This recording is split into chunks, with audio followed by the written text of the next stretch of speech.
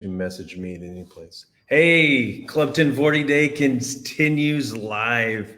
Almost every hour we're broadcasting today. Hi, everybody. We are so glad that you've joined us for Club 1040 Day, and it's the start of an exciting day. We've had Tokes Adejuwan all the way from Raymond, Nigeria, and he's helped us to talk about the schools there and what you, our partners, have helped to sow and plant and how much it's grown.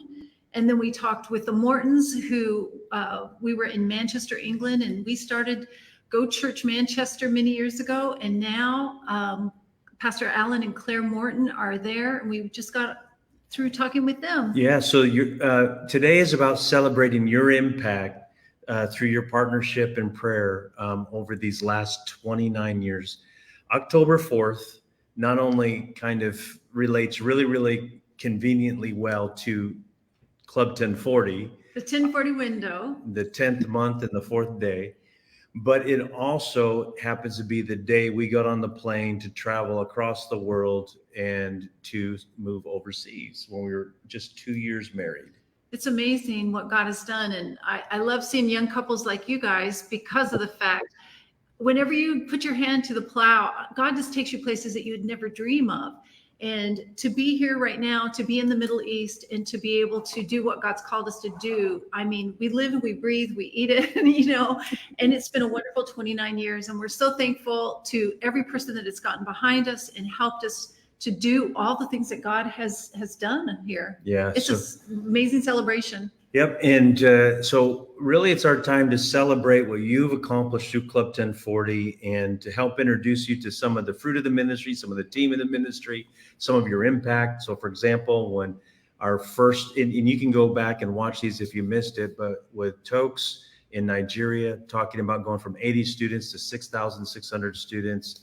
They've got, 1,000 volunteer team members. It's crazy cool what God's done, but it started with the seed of you empowering Julie and I to relocate to Nigeria, which happened about 13 years ago or so. And then the last one, as Julie said, was with the Mortons, and they're talking about, they took over the church that we had planted, and now they're transitioning so that they can be positioned to see 25 churches planted over the next 10 years. All of that happens because of training and development and leadership development. And it's such a powerful thing. And this couple right here are, even though they're based in Greensboro, North Carolina, and they'll tell us a little bit about what they do there, but they are actively involved in helping us train team members and leaders, not just from a Bible college standpoint, but also after graduating Bible college and being a part of teams to help us expand Bible colleges across the region. So we welcome Jessica, you and Chris, and we're so glad you're here. Tell us a little bit about what you do in your day job, what you do ministry locally there in Greensboro, and then how you connected with the region over here. Okay. Well, we are both teachers in the public school system. So he teaches history and I teach art, and I've also taught technology. And then we also serve in the local church where we're youth pastors, creative content developers, and, many other hats. But all those things have helped prepare us to be able to wear the many hats that we do in ministry, and also helped equipped us with the tools and things that we needed to be able to step into what we're walking in now. When we went into education, we had one idea of we would have summers off so that we could travel in ministry and so forth. But we didn't know that the tools and the training that we would receive, and that was all preparation that was going to propel us into the very things that we had dreamed about. Wow. That's awesome. Yeah, I kind of look back at after graduating Rhema, how, my now father-in-law asked me to preach in the church, and I could barely talk in front of people, for 20 minutes, and it was rough. I thought, I'm just going to go out and do the thing, and it's not that easy. And so really teaching has kind of prepared me in that kind of that public speaking aspect, being able to stand in front of people and be comfortable sharing what I need to share. One thing that we always learned at Rhema was preparation time is never wasted time. And there's definitely a long season of preparation for stepping into things. Yeah, sharpening that axe. So you guys are, and I'm telling you, I mean, you embody what you just said. Preparation time is never wasted time, because you came to overseas the Middle East last year, and were in Turkey volunteering, serving in different ways. And then after that, you started connecting with our monthly leadership training that we do for the team in this area. And you guys just kept hanging around. I'm like, man, I'm going to have to talk to Pastor Ed and say, look, these guys are hanging around a lot, and I think they're going to want to be even more involved. And he was so gracious when I contacted him. He's like, I raise my kids to go around the world and just obey God and whatever it takes. And so how are you involved in because you're significantly involved. How are you involved in helping to equip leaders over in the Middle East, North Africa region, where we are right now, right there from Greensboro? How does that work? Well, we're helping with Rhema Leadership Pipeline and helping champion it in the Middle East. And it's awesome because we're right here in Greensboro. We're able to be part of helping to raise up the future leaders that are going to pioneer schools and churches and so forth in this region.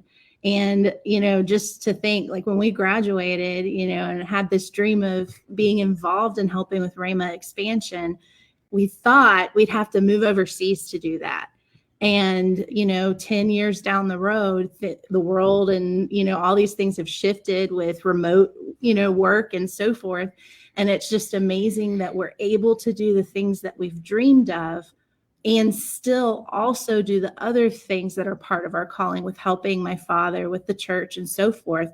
And so we're able to be connected to both of those things and walk in both of those things. But with Rhema Leadership Pipeline, it's just awesome that we're getting to train those leaders and mentor them, also as instructors, to not only help impact the MENA region, but we're also helping to raise up leaders that can help expand the capacity of Rhema Leadership Pipeline to help with Rhema's global growth, around the world, not just in our region. So it's very exciting to be part of that. It's awesome. So, Bible college, you've experienced it, changed your life. In fact, we were just talking before this about a post you made back in July that was pretty powerful. Maybe share about that in just a second. So, but Bible college changed your life. But then after Bible college, there's continued training, both through your personal, both through your work, your day job, and then also through continued training through like what we do for the region here. But then you didn't just receive the training. Now you're actually helping to equip others, not just to learn more about the Bible, but to be leaders who can start more Bible colleges. And there's a big X on this screen. And this year, the Lord told us no small dreams in 2023. And he said, multiplication in ministries, leaders, and resources. And you guys are a huge component of that. X represents multiplication, obviously. And you are a big part of helping that multiplication take place by being a resource. Like, I was looking at this need. We need more leaders. There's so many opportunities and not enough leaders. And I did not have the capacity personally to be the one that did all the personal training and equipping. But I asked you because I saw you being so involved. And I said, man, you guys, I saw you engaging yourself. You were taking the leadership pipeline yourself. I saw how well you did. I'm like, these guys, not only in their day job do they have the expertise or they have the tools that they've learned, but they are committed and they're such a faithful example. I'm like, if they have the capacity and willing, they would be perfect to champion this. And you guys have been great. I've been able to step back, but at the same time, we've expanded to provide better care and training for even more leaders because of you. So thank you for that. And that kind of points you in the direction of that post that you did. Tell us a little bit about how you shared that. Yeah. So like 10 years ago, it was like earlier this year, 10 years ago, We were sitting in Christy Wick's office at Rhema USA. Team leader, Club 1040 team leader, yay. And she had this world map up on her wall with little little pins where all the different Rhema campuses were. And we looked over and, we saw all the empty countries that didn't have a pin in them. And, at this point, we had been directed that we were supposed to go back and help my dad in Greensboro. And I looked up at that and I was like, we're going to be part of that. I don't know when, I don't know how, but I know we're going to have a part in that. And, here we are 10 years later and we have a part in that. And it's just, I almost I get teary eyed thinking about that moment, that moment of faith and, hope for the future and knowing we were going to be a part of it. We just didn't know how God was going to orchestrate it. Yeah, but the That's great awesome. thing is knowing that we were equipped to be a part of it through our time at Rhema USA. It wasn't just, we're just going to go, that we were at that Bible school for 2 years and we had all the wisdom and the knowledge from the different instructors. And so we knew we had what it took to do it. That's awesome.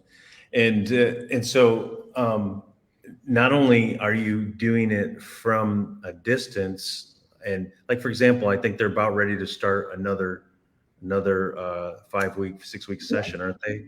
That's Yeah. this month. Yeah. Yeah. And so about how many team members do you have? I know. I'm trying to think of the last count. I think we were right at 10, which is an increase from last quarter. So These are Bible school graduates who are already active in ministry that are saying, I want even more training and development to be a better leader where I'm at. So that's pretty awesome. And I couldn't do it. I couldn't do all those people. So thank you. But not only that, but then this last summer, you were actually on the ground here for a number of weeks. Maybe Chris, pick up on that and tell us a little bit about that experience being over here for those weeks. The good stuff. The good, the bad, the challenging.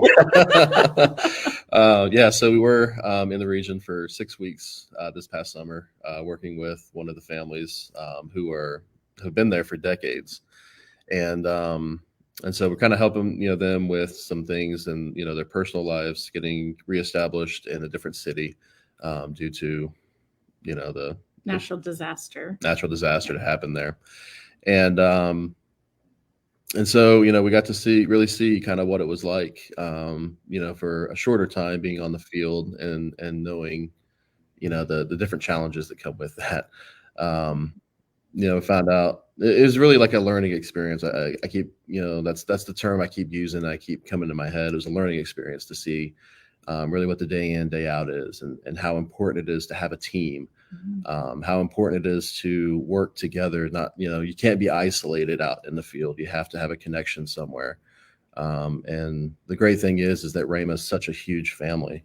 It's a worldwide family that you can kind of tap into and really, kind of lean on each other for not only advice, but, help, coming alongside and helping. And I know that's what happened in that country, in that region was, you guys and Rhema came alongside that family and were able to, kind of help support and really expand and build it in such a way.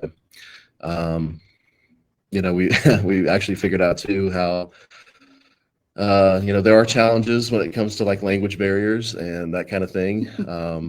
We rented a car and we're taking a trip to see different, historical places. Cause again, as a history teacher, that's something I really enjoy. And of course, Jess loves it too. In early church history, we're going to see as many of the 7 churches as we could. Yeah.